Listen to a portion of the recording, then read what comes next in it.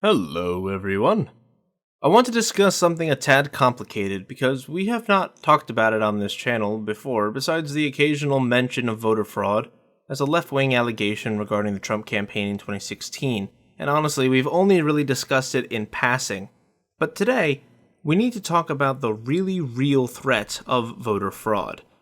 Now, let's start this story with Donald Trump. On May 26th, he tweeted, "There is no way, zero, that mail-in ballots will be anything less than substantially fraudulent. Mailboxes will be robbed, ballots will be forged and even illegally printed out and fraudulently signed. The governor of California is sending ballots to millions of people. Anyone living in the state, no matter who they are or how they got there, will get one. That will be followed up with professionals telling all of these people, many of whom have never even thought of voting before, how and for whom to vote. This will be a rigged election, no way." Now, at first, one can look at this and say, he appears to be referencing illegal immigrants or perhaps people who reside in California instead of people who have an established residence there, like students, for example, who live out of state. But something unusual happened here that has sparked a bit of backlash. Notice here, Twitter fact-checked Donald Trump's tweet. Now, before I go down this rabbit hole, I will tell you outright that the result of this action in particular has a lasting consequence that is still being resolved as I record this. So more than likely, the fallout will be on Moisky Live tomorrow, link down below. But besides this, Twitter fact-checked him, and where does that lead? It leads to a page with a photo taken from CNN Politics that reads, "Trump makes substantiated claim that mail-in ballots will lead to voter fraud." I clicked on this little CNN Politics link from where the photo came from, and it brought me to an article written by Politics Editor-in-Chief Chris Cillizza. I want to point out this entire article was published 2 hours after Trump tweeted his opinion. So, it's almost like Chris didn't have much time to research his points as he was writing, which is most exemplified in this passage here. "The United States cannot have all mail-in ballots," Trump tweeted Sunday. "It will be the greatest rigged election in history. People grab them from mailboxes, print thousands of forgeries, and force people to sign. Also forge names, some absentee okay when necessary, trying to use COVID for this scam." Now, before we go any further, it's worth noting here that the sort of widespread election fraud that Trump is talking about is incredibly rare. In fact, there's just no significant evidence of intentional voter fraud on anything near the scale Trump and his allies allege. Never has been. Now, I hate to be the bearer of bad news here for Chris, but I need to point out something from New Jersey. New Jersey NAACP leader calls for Patterson mail-in vote to be cancelled amid corruption claims. A Patterson NAACP leader said the recent city council vote-by-mail election was allegedly so flawed that the results should be thrown out and a new election ordered.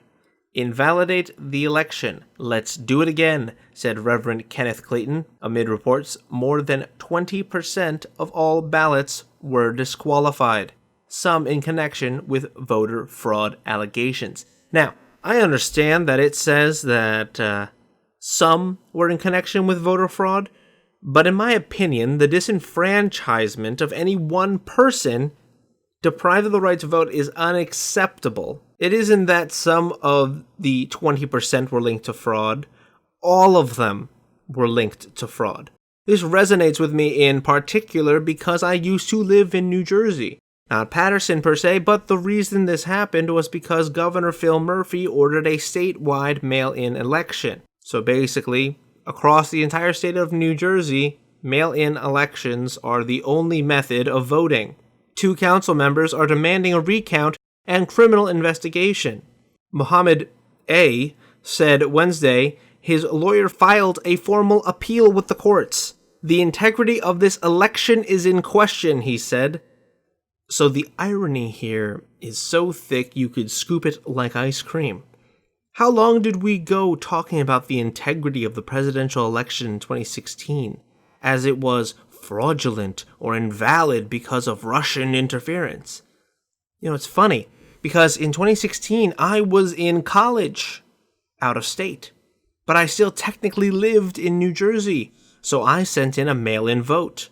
I wonder if my vote even counted now that I think about it.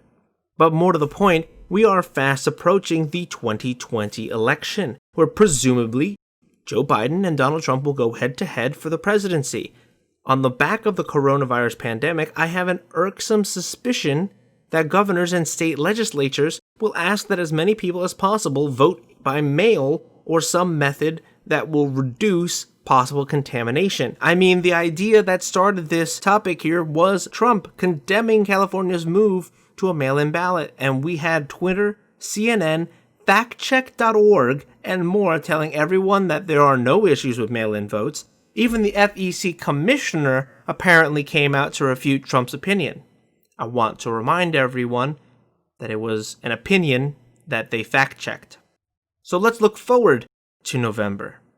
How are the people of the United States supposed to look at this mail-in voter system that all relevant media and government sources are telling us is fine, and to, quote, keep the faith, when we see this kind of information? And I hate to rehash Tim Pool's video, but Real Clear Politics has this: 28 million mail-in ballots went missing in the last 4 elections. Between 2012 and 2018, 28.3 million mail-in ballots remain unaccounted for, according to data from the Federal Election Assistance Commission. The missing ballots amount to nearly 1 in 5 of all absentee ballots and ballots mailed to voters residing in states that do elections exclusively by mail. On a macro scale, like a direct democracy in which the popular vote wins, this would be less of an issue, still a major issue, but less so. But we have a representative democracy in which individuals become districts. Districts become states. States become electoral college votes, and those votes determine the President of the United States.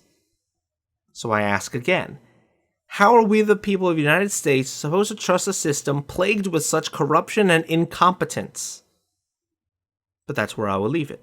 Thank you for watching, guys. Like, share, and comment, please. I'm looking to press forward with my sub count, and your engagement could really help the channel. So, everyone stay safe, and I'll see you all soon.